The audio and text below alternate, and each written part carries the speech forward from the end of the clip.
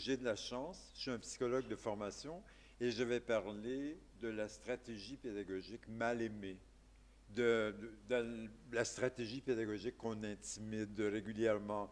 Quand on parle de la pédagogie active, on considère un peu d'une manière dénigrante le cours magistral, au point où ça m'est arrivé à quelques reprises d'entendre, notamment en France, quelqu'un dire est-ce que c'est possible que quelqu'un qui parle d'innovation pédagogique euh, entre en matière sans dire, dans les exemples que je vais vous donner, il n'y a pas de cours magistral. Il y a de l'apprentissage par problème, il y a de l'apprentissage par projet, il y a de l'étude de cas, mais il n'y a pas d'apprentissage, il n'y a pas de cours magistral.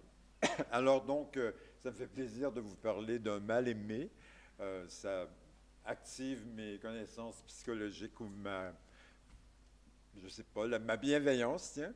Et j'ai hésité entre deux titres. J'ai posé la question à Christine et puis j'ai pas eu de réponse. Donc voilà, le premier titre auquel j'avais pensé, c'était le cours magistral, une contribution peu significative, ce qui représenterait un peu ma perception, quoi, à l'apprentissage ou un moyen pédagogique incontournable dans la formation.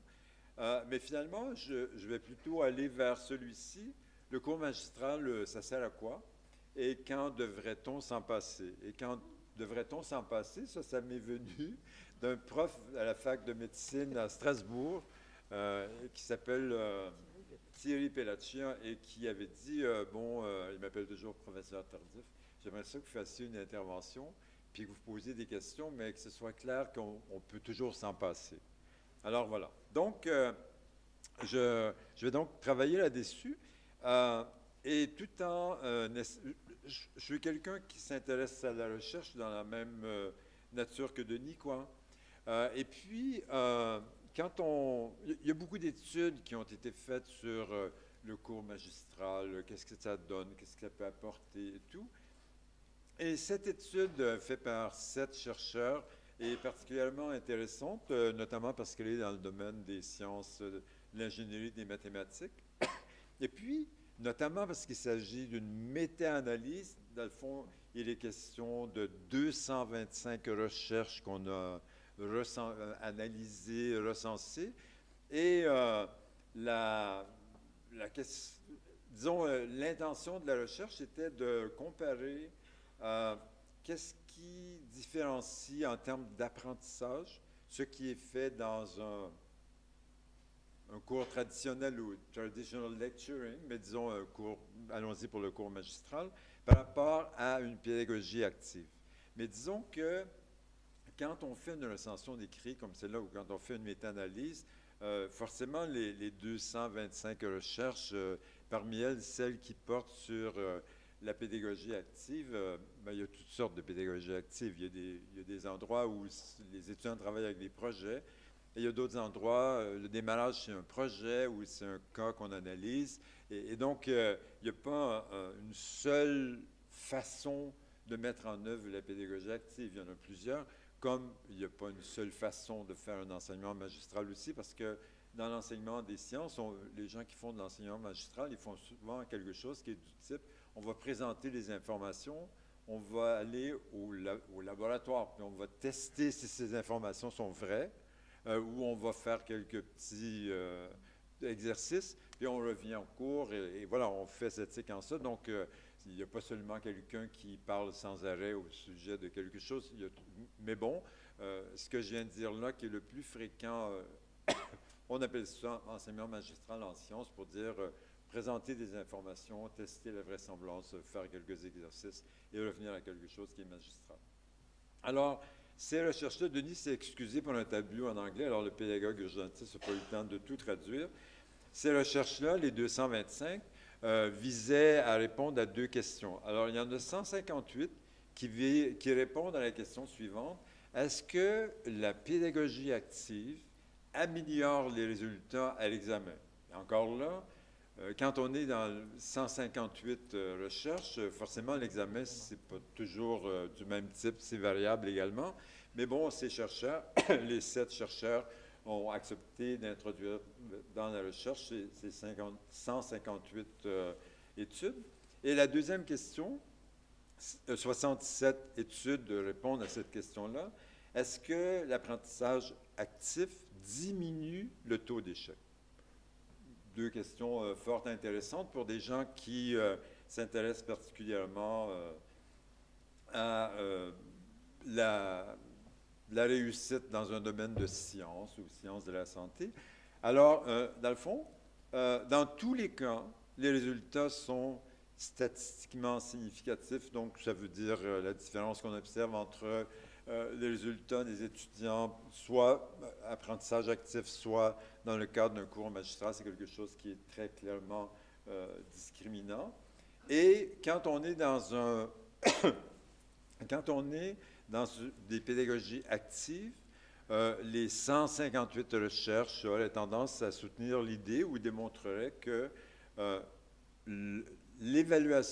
l'évaluation est 6% supérieure dans ces pédagogies que dans l'enseignement traditionnel, tel qu'on le décrit. Et si des étudiants sont dans une pédagogie traditionnelle, ils ont 1,5 fois plus de probabilité d'être en situation d'échec au résultat d'examen que s'ils sont dans une pédagogie active. Remarquez que ce n'est pas une énorme différence, mais c'est quand même, selon les études, une différence qui est significative. Ce qui est intéressant aussi, c'est, j'aurais pu insister, le STEM, c'est l'acronyme américain pour sciences, technologies, ingénierie et mathématiques. Et donc, cette différence-là, dans les deux cas, amélioration de la réussite à l'examen et diminution du taux d'échec, elle est observée dans les 4 domaines d'apprentissage suivants, donc mathématiques, sciences, technologies, ingénierie et mathématiques. Ces résultats-là sont également, et ça c'est vraiment intéressant, sont également observés peu importe le nombre d'étudiants dans les groupes. Toutefois, ou par contre, les retombées les plus grandes sont observées dans les groupes de moins de 50 étudiants ou 50 étudiants. Ça veut dire, dans le fond, si vous mettez en place des pédagogies actives, vous avez plus de probabilité d'observer quelque chose de plus significatif ou de plus grand en termes de réduction d'échec, de taux d'échec et d'augmentation des résultats à l'examen si vous êtes dans des groupes d'étudiants de 50 et moins. Alors, il n'y a pas tellement longtemps, j'étais à Lille et une dame m'a posé une question. Je parlais d'approche par compétence. Elle a dit, j'enseigne à 500 étudiants. Alors, qu'est-ce que vous pensez de... Je dis, oh my God, je crois que je veux quitter la salle. Donc, voilà. Alors, ça, c'est intéressant ou important. Et ce qui est particulièrement intéressant aussi, c'est quand on regarde les 158 études qui ont démontré qu'il y avait 6% de plus à l'examen, c'est les différences qu'on observe sont beaucoup plus sur la maîtrise des concepts ou la compréhension de la structure des concepts ou des idées que seulement ici dans Course Examination, ce qu'on aurait caché derrière ça, c'est quelque chose de très intéressant qui est questionnaire à choix multiples ou quelque chose qui est déjà énoncé devant soi. On a à cocher la différence de ce que Denis présentait à la fin tout à l'heure. Alors, donc, voilà quelque chose d'intéressant. Et puis, je n'ai pas résisté à placer cet extrait-là que je vais vous traduire. Ça dit ceci.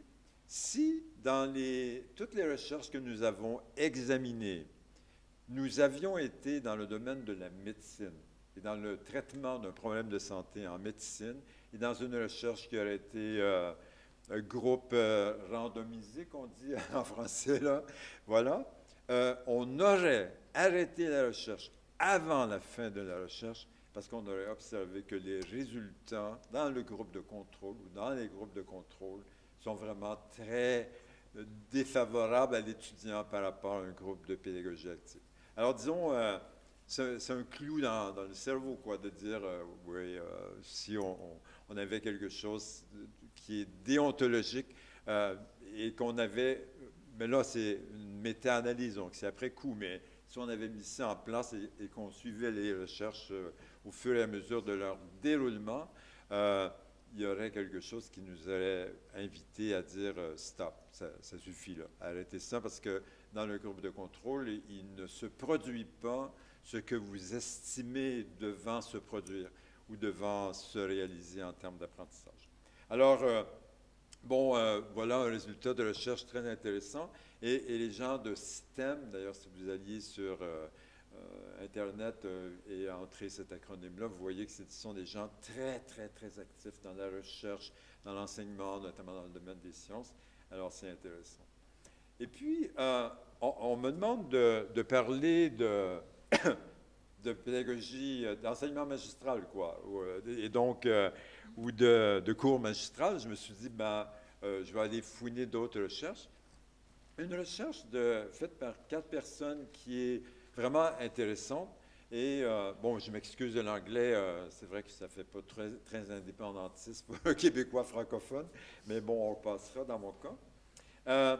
Et le titre de l'article est très intéressant, c'est les apparences peuvent être trompeuses ou les apparences peuvent être très décevantes.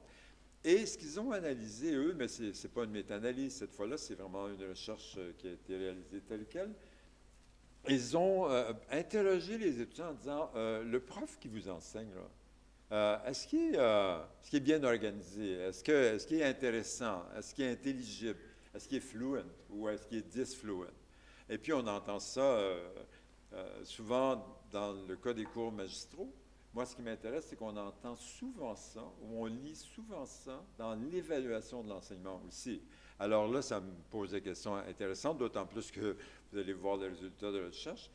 Alors, je vais arrêter avec mon anglais après, là. Voilà. Donc, il y a 2 expériences qui sont faites. Et dans tous les cas, on demande à l'étudiant quelle est ta perception du prof qui donne le cours.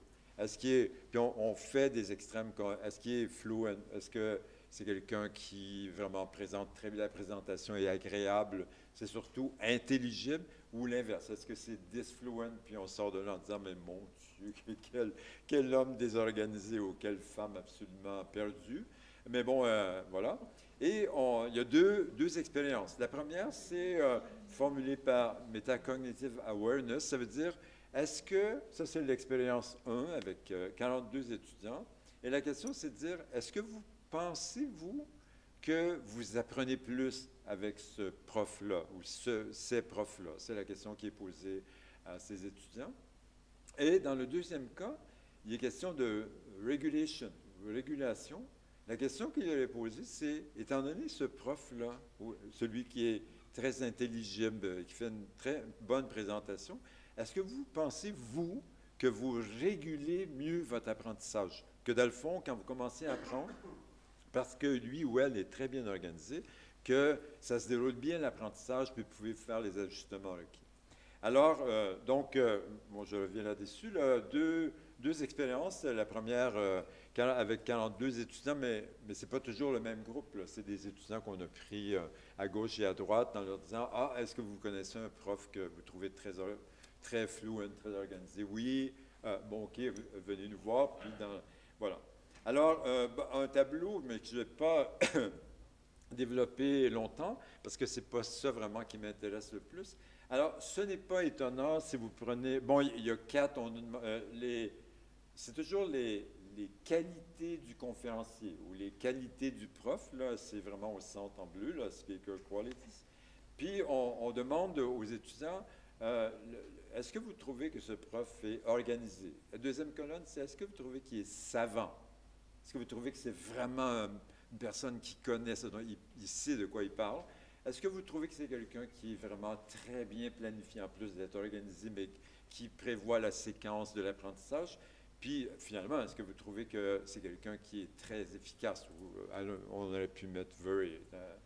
Et dans tous les cas, quand vous prenez, que ce soit dans l'expérience 1 ou 2, si vous prenez la ligne, le fluent speaker ou le professeur vraiment intelligible, intéressant et tout, on lui reconnaît toutes ces qualités-là. Il est organisé, il est savant, il est un bon planificateur, il est efficace.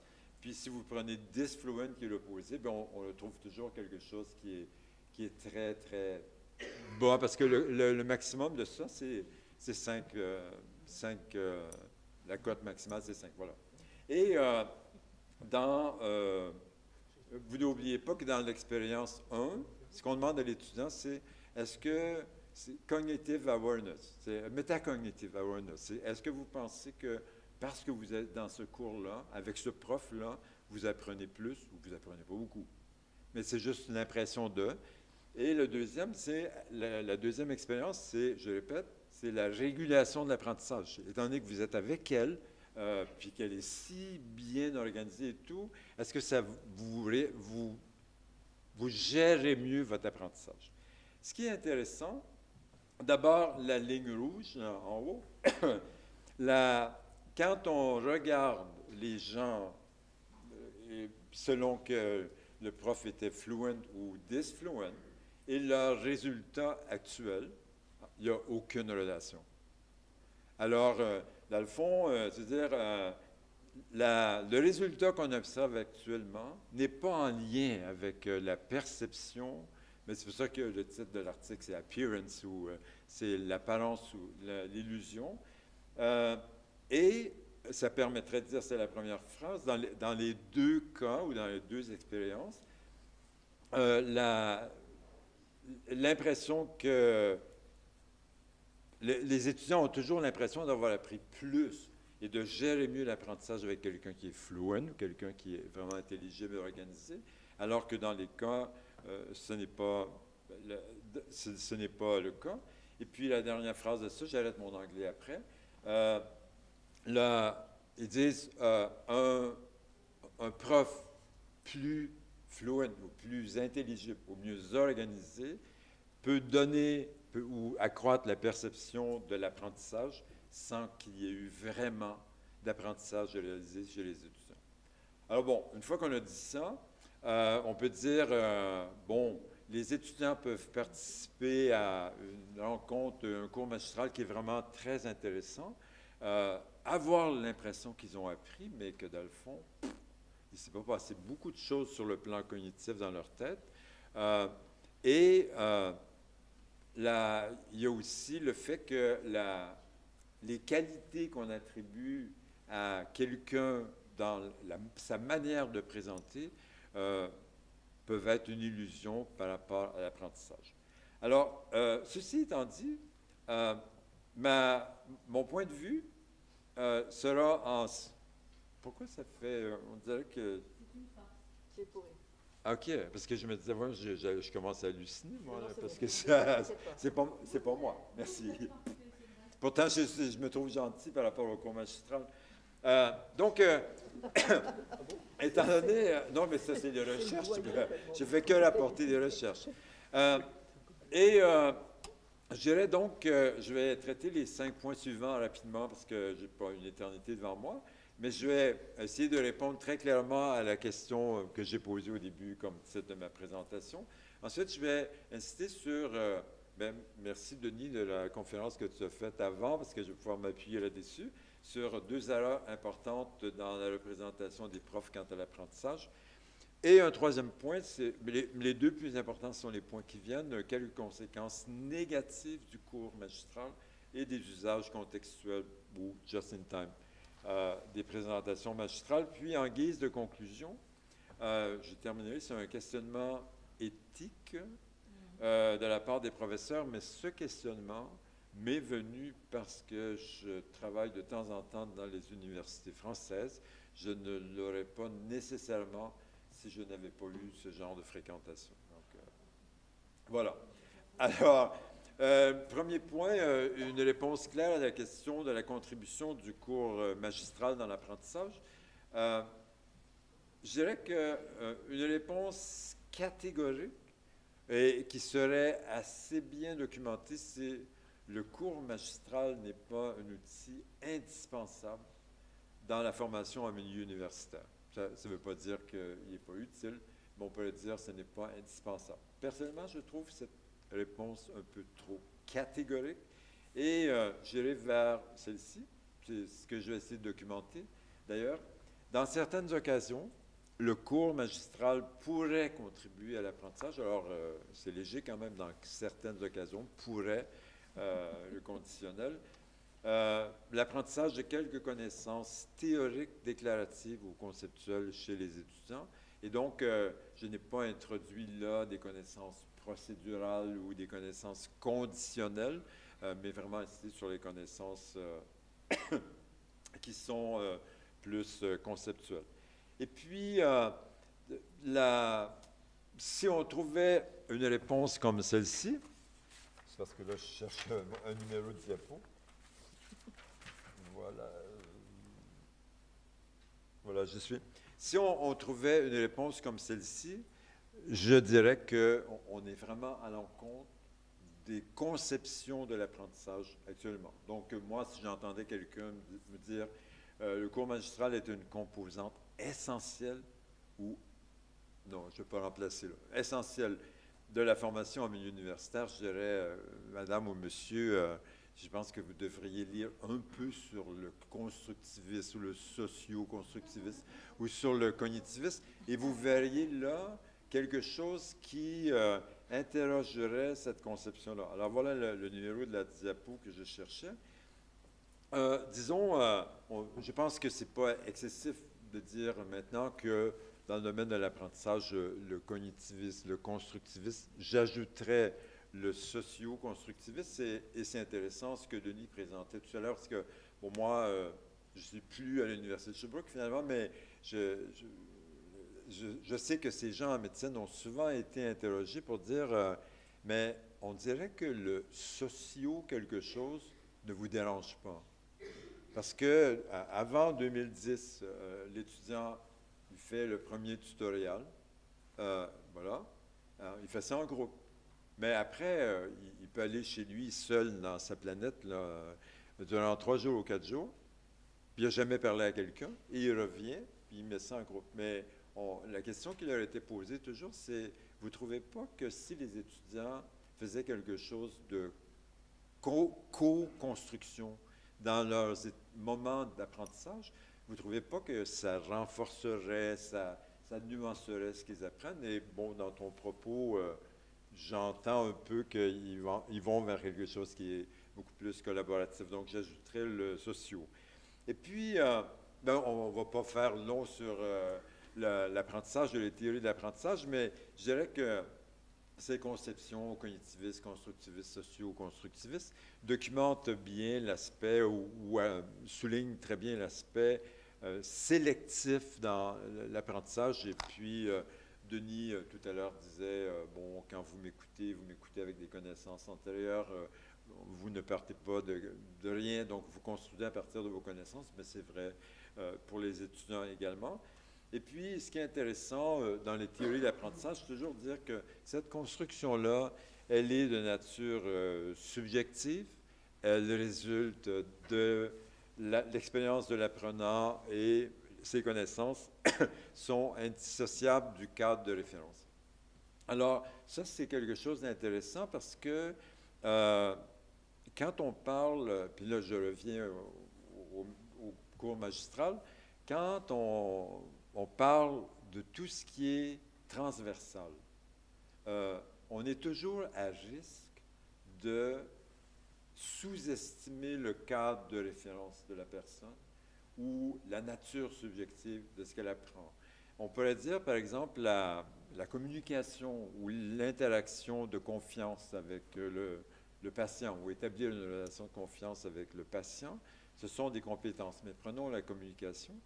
Mais la communication d'un ostéopathe avec son patient, c'est certainement pas celle d'une sage-femme avec de la femme qu'elle accompagne ou de la famille qu'elle accompagne dans l'accouchement. C'est pas celle d'une infirmière qui accompagne quelqu'un en phase terminale ou qui vient d'apprendre qu'un problème de santé vraiment au long cours ou celui du médecin. Donc, on pourrait dire il y a quelque chose de général, de transverse qui est les théories de la communication, mais que dans ces théories-là, l'appropriation, l'intégration, les apprentissages ne sont pas identiques d'une culture à l'autre, pour le dire comme ça, ou du cadre de référence de la personne à un autre cadre de référence.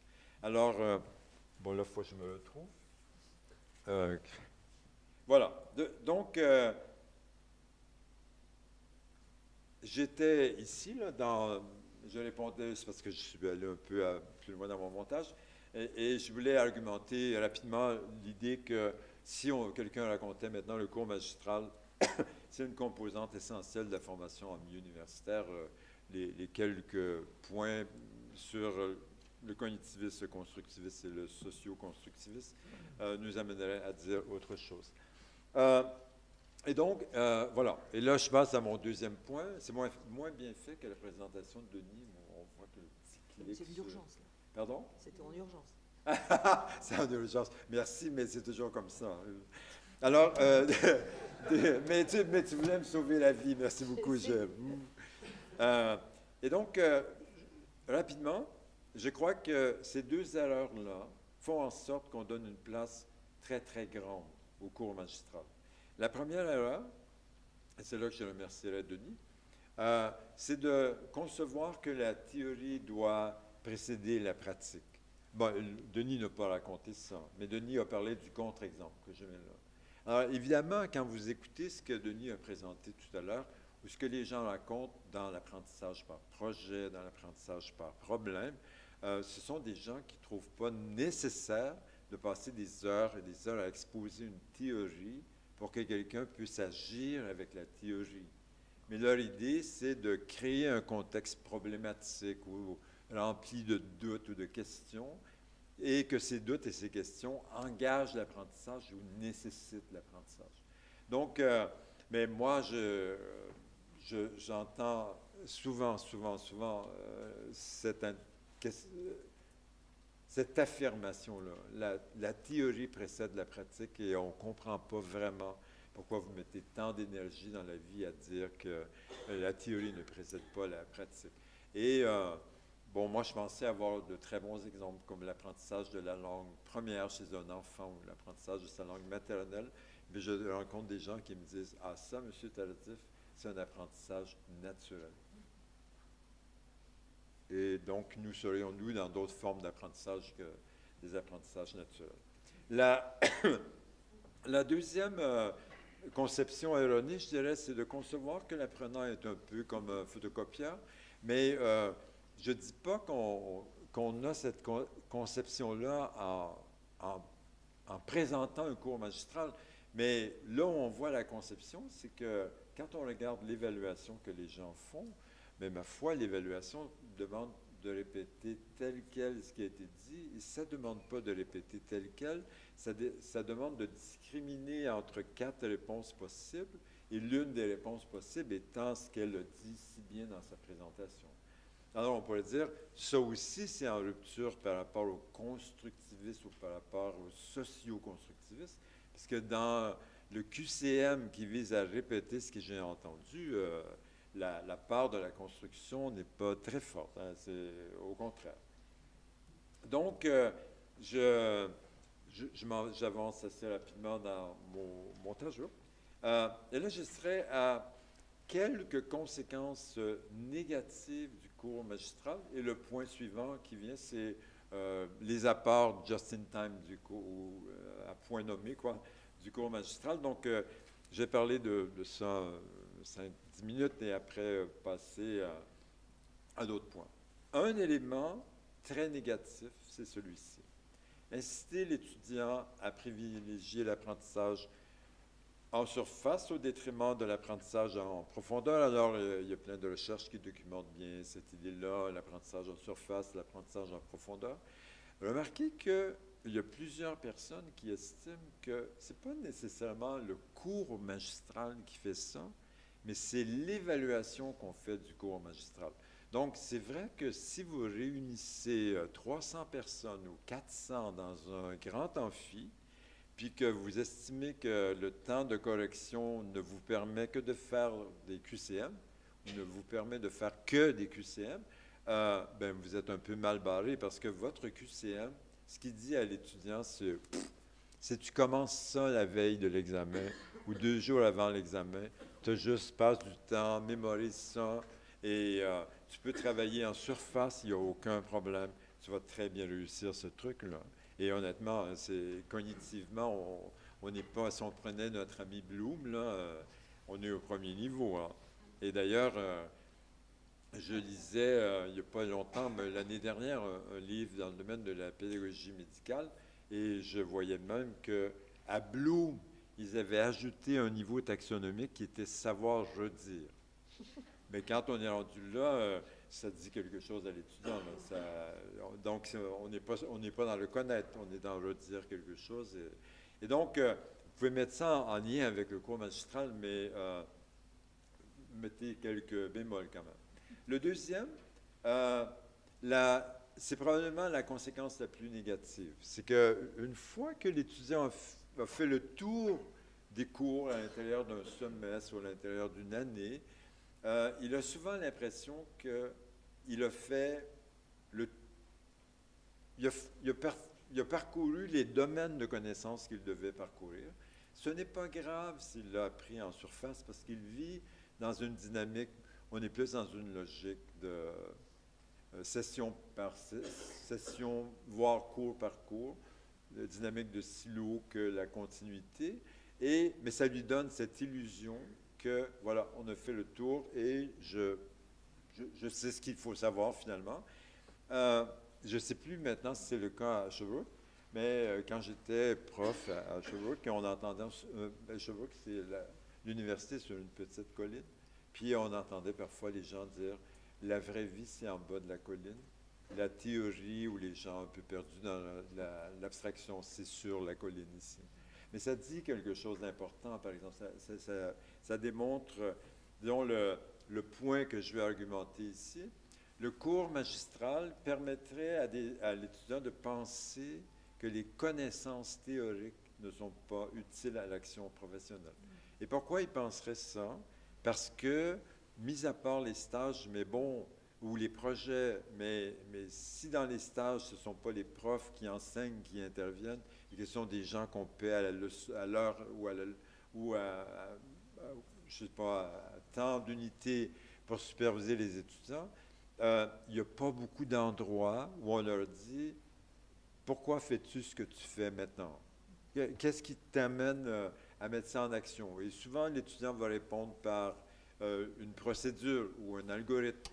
Il faudrait que la personne lui pose la question ben, non, je ne veux pas savoir comment tu fais, je veux savoir pourquoi tu choisis de faire ça, hein, et quelles sont les références sur lesquelles tu t'appuies pour faire ça. Et donc, le cours magistral serait défavorable, mais bon, on pourrait dire, il pourrait être utile si quelqu'un, ou si la personne qui donne le cours magistral est quelqu'un qui travaille sur les usages pluriels, différenciés, polyvalents des connaissances qu'on est en train de développer ici. Et disons, le cours magistral, dans une des diapos de Denis, j'ai oublié lesquelles, mais je crois que quand tu as présenté pourquoi l'APP dans les années 87, il parlait de, tu as dit d'ailleurs, si on faisait référence à la motivation, on pourrait penser la valeur de la tâche. Mais disons que le cours magistral a cette malencontreuse conséquence. Il permet à un étudiant de vivre toujours comme un observateur et de ne pas s'engager dans, c'est ce que j'ai appris, présenter ce qu'il a appris, discuter de ça, partager ça avec des collègues. Et donc, voilà. Et je dirais, c'est les 4 points, les conséquences négatives du cours magistral. J'insisterai plus sur la deuxième et la troisième. Celle-ci me semble des conséquences beaucoup plus négatives, et notamment la troisième, quand on parle de praticien réflexif, de réflexion dans l'action, de réflexion sur l'action, si on ne peut pas aller chercher les connaissances théoriques qui soutiennent nos choix ou qui feraient en sorte qu'on éloigne un choix qu'on voulait faire, c'est assez dommageable. Maintenant, l'avant-dernière partie, les usages contextuels ou les usages, c'est très beau en français, le just-in-time des présentations magistrales. Je dirais que pour moi, et on pourrait documenter ça, une présentation magistrale pourrait être influente ou judicieuse si elle permettait d'expliciter un ou des domaines de connaissances après un traitement significatif de l'information de la part des étudiants. J'ouvrirai là une parenthèse. Je vais regarder Denis pour la validation de ça, mais ce que moi je pense bien connaître de l'apprentissage par problème, il y a dans le tutoriel 2, quand les étudiants reviennent, ils ne font pas juste raconter leur vie, mais ils racontent quelque chose qui est, voici ce que j'ai appris, que je ne savais pas lundi matin, quoi. Et, dans certains lieux, les étudiants déposent des cartes conceptuelles ou des mind maps ou peu importe. Dans d'autres lieux, ils déposent une liste de quelque chose. C'est pas grave, ça n'a pas d'importance la présentation, mais c'est rendre public pour que le tuteur et les étudiants valident la construction de la connaissance. Des recherches disent que si le prof, au terme de ça, commence à dire « Ah, écoutez, je vais vous faire une petite présentation rapide, succincte, ou un, je ne sais pas, crash quelque chose, les recherches avaient tendance à dire oubliez le fait que dans la fois suivante et 2 fois après et 3 fois, les étudiants vont continuer à s'engager là, parce que vous prenez leur place. Donc, vous êtes en train de faire une présentation organisée, fluent speaker, organisée, puis vous venez juste de demander aux étudiants, et vous, qu'est-ce que vous avez construit comme apprentissage? Donc, cette utilisation-là doit être très délicate parce que si elle prend la place de ce que les étudiants ont construit ou encore elle donne aux étudiants l'impression, voici vraiment comment c'est organisé la connaissance, peut-être que vous pouvez réduire le niveau d'engagement des étudiants étant donné ce que vous faites là. Disons, moi, personnellement, je le verrais plus dans le cadre d'apprentissage par projet. Je crois beaucoup, ou je donne beaucoup de crédit à la deuxième utilisation, qui est la mise en relation de conceptions diverses ou de modèles différents, ou encore d'approches différentes par rapport à une même réalité. Et c'est, dans le fond, je trouve que le cours magistral, étant donné tout ce qui existe sur Internet, dans les MOOC et tout ce que vous voulez, le cours magistral devrait donner une grande place à l'intelligence du professeur, mais à ses connaissances. Et on ne peut pas demander à des étudiants de pouvoir comparer des approches alors qu'il est en train de s'approprier des approches. Il peut vraiment systématiser une approche par rapport à une autre. Et ce serait, dans une présentation magistrale, c'est un prof qui pourrait dire, bon, étant donné toutes les théories par rapport aux soins infirmiers, mais je ne peux pas aller plus loin que ça, qui existent, voilà, humanistes et toutes sortes de choses comme ça. Voici leurs points de complémentarité, voici leurs différences importantes, voici leur redondance, et la même chose par rapport à différentes approches.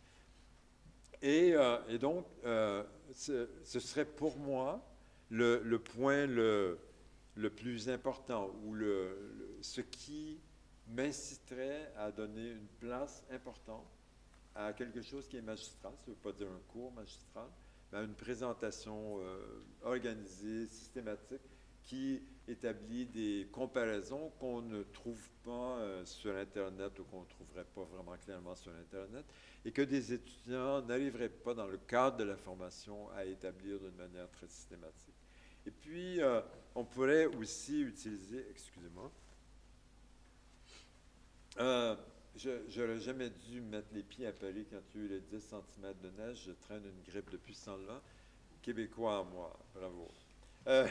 Et donc, une autre utilisation, ce serait l'explicitation, la formalisation de quelque chose qui est algorithmique, mais quelque chose que l'étudiant utilise et un peu comme un expert qui fait quelque chose sous le seuil de la conscience. Il n'est pas vraiment très conscient de chaque étape qu'il franchit. Et donc, ça serait une formalisation, mais encore là, c'est pas un cours, c'est pas besoin d'avoir un cours de 45 heures, mais c'est une intervention ponctuelle. Et je dirais que, c'est ici, là, le plus important, vraiment, c'est toujours que ces présentations magistrales soient contextuelles et qu'elles soient consécutives à des apprentissages significatifs ou un traitement significatif de la part de l'étudiant. Alors, si vous avez dans... Il me reste combien de temps? Si vous avez, si vous avez en tête cette idée, les mots là, contextualisation, décontextualisation, recontextualisation, là, il fut un temps où ça courait les livres en pédagogie. Euh, Tout ce que je raconte là serait dans la... Attendez, je vais commencer autrement. Quand on planifie un programme ou une formation ou une maquette pédagogique, en donnant beaucoup d'importance à ce qui est magistral, on a en tête qu'on va commencer par quelque chose qui est la décontextualisation. On présente des théories, on présente des conceptions, on présente des modèles, et après, on va aller à quelque chose qu'on appelle la contextualisation. Donc, on estime que dans les projets, les stages, les études de cas, peu importe, l'étudiant va contextualiser ce qu'il a appris dans la théorie. Puis, si on a le temps, ben, enfin, la théorie dirait vous devez avoir le temps, on va recontextualiser parce qu'on veut, c'est l'invitation que Denis vous a faite tout à l'heure en disant essayez de transférer ça dans vos pratiques. Dans le fond, c'est dire avec ce qu'on a appris, ce qu'on a fait, qu'est-ce qu'on pourrait faire d'autre qu'on n'imaginait pas jusqu'à maintenant. Alors voilà, le magistral sera organisé comme ça. On part de décontextualiser, on contextualise, puis on recontextualise. Ce que moi je suis en train de raconter ici serait, on contextualise d'abord. Et après, on recontextualise. Et après, on décontextualise. Et dans ce troisième temps, le prof pourrait faire des interventions magistrales qui permettent aux étudiants de formaliser, expliciter, peu importe la manière avec laquelle vous le concevez. Et donc, la présentation magistrale ne serait jamais, jamais, jamais antérieure à ces apprentissages significatifs. Dans les 3 minutes qu'il me reste, une petite conclusion rapide. Un questionnement éthique de la part des professeurs. Et je vais retourner là parce que je vois Christine sourire. C'est très difficile pour moi, comme Québécois, de dire à des Français des mots qui se terminent par TIQE, parce que nous, on dit éthique. Et vous, vous dites éthique. Donc voilà, mais je ne le dirai plus comme ça, là. Voilà. Et parce que j'allais parler des Français, je dis que c'est en étant en relation assez fréquente avec des universitaires français que me sont venus ces 3 points-là. Une chose que j'entends souvent, c'est tous les étudiants ont-ils les stratégies et les dispositions nécessaires pour s'engager dans des situations d'apprentissage dites actives? Le collègue que Denis a mentionné tout à l'heure, M. René Yvon, Dieu ait son âme malheureusement décédé, lui, j'ai déjà entendu répondre à cette question-là par une autre question, dire est-ce que vous vous êtes déjà demandé si les étudiants ont les stratégies pour réussir un cours magistral? Et puis, et donc c'est vrai qu'on devrait toujours se poser cette question-là, mais je dirais, on pourrait mettre ça en lien avec la question que vous avez posée, Madame, pour les profs. Quand on engage les étudiants dans des innovations pédagogiques, il faut leur donner les outils nécessaires, les stratégies nécessaires pour bien réussir.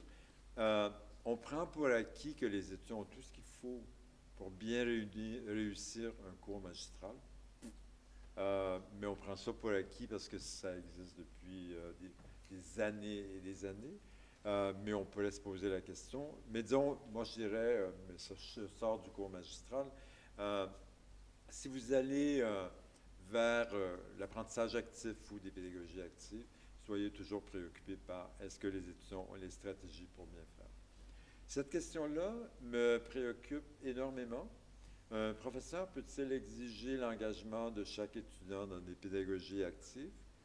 Réponse catégorique de ma part, oui, s'il est bienveillant, non, s'il ne l'est pas.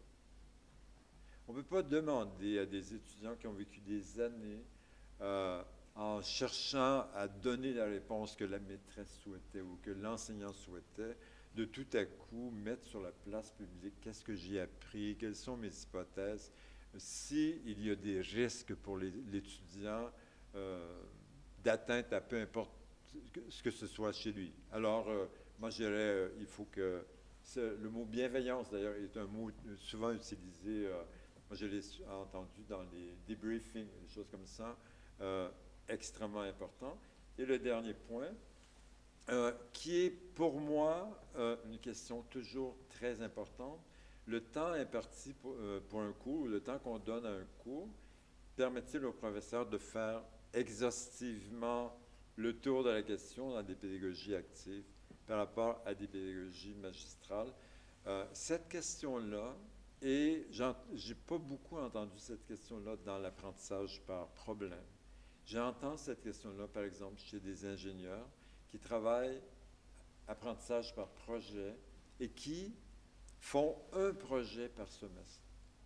Et donc, ça veut dire, comme à Sherbrooke, par exemple, il y a la durée de la formation et 8 semestres. Les étudiants en génie mécanique, non, génie électrique, génie informatique, font 7 projets parce que le dernier dure 2 semestres, ça veut dire 30 semaines.